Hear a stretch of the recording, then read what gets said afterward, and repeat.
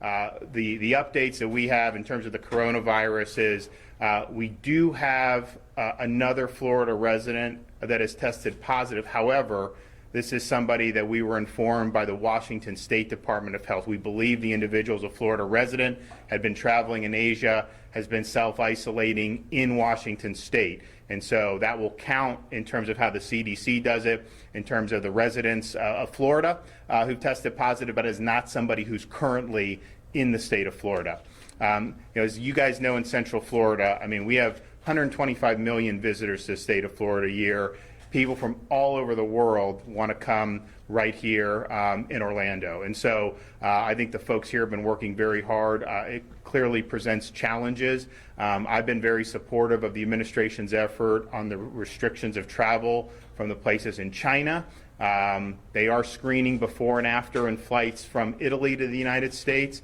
I support that and would obviously, I think, support further restrictions there. But even doing that in areas that have outbreaks, I mean, the fact of the matter is, you have countries all over the world, people come and go here. And so, we want to make sure that we're prepared to deal with eventualities as they come. And the folks here at Orange County Health Department, they've been in contact with Disney, the other theme parks, the hotels. They are going to be in further contact with senior citizen nursing homes and assisted living facilities. If you look at what we know about the coronavirus so far, it seems that if you have an underlying health condition or you're elderly, that's the population that typically has really serious ramifications from this. Most other populations, it's been more akin to kind of a severe flu. And so knowing that information, we've been communicating from the Florida Department of Health down to all these facilities, urging them to adopt best practices and restrict people from entering these facilities, particularly if they're showing symptoms of illness. It's just not something that you want to be able to allow to get in there. And I think people understand that, and I think people are working hard to do it. So if we have any more updates, we do have from the individual in Manatee County. You have people that are under self-isolation. There's tests pending. Not gotten those back yet, even preliminarily from the state. But obviously, when we do, we'll report those results. Governor, what part of the state is that resident from?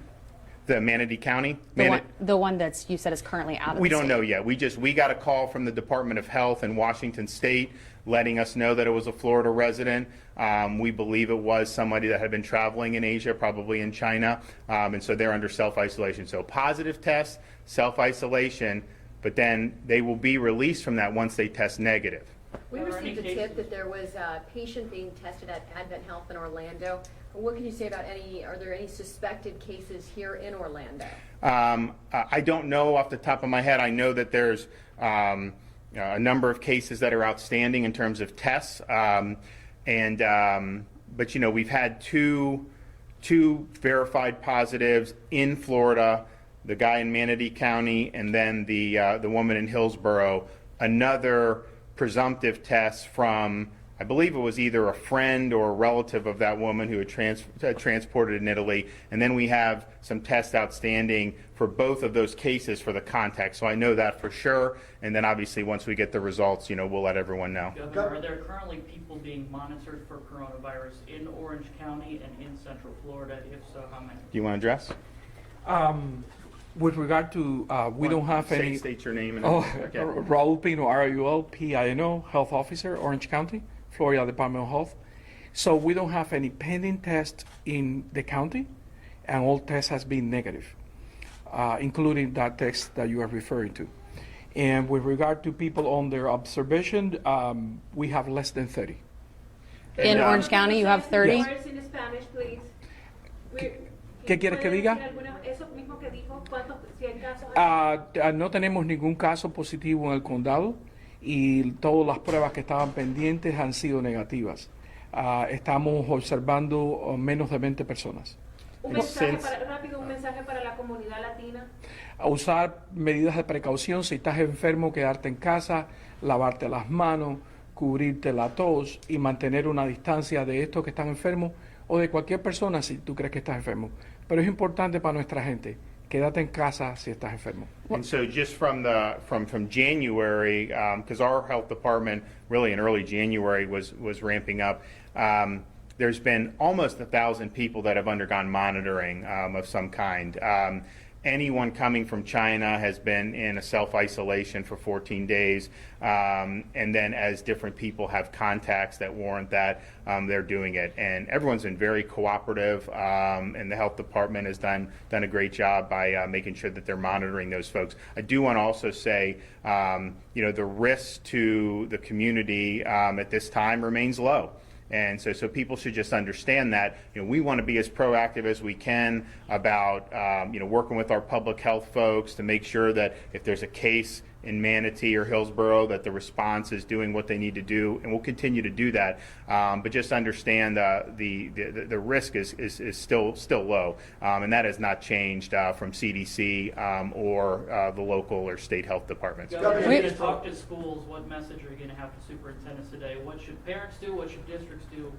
Well, we're actually going to have a call later today with the superintendents throughout the state of Florida, and we obviously want them to be engaged. Ultimately, anything having to do with schools will be a decision that they're going to have to make locally. I know the county health departments will consult, state health departments will consult. We don't see that as being a need right now, just because we've had limited positive tests, and also something that I think will be considered is if you read what Dr. Fauci and Redfield put out this weekend in the New England Journal of Medicine.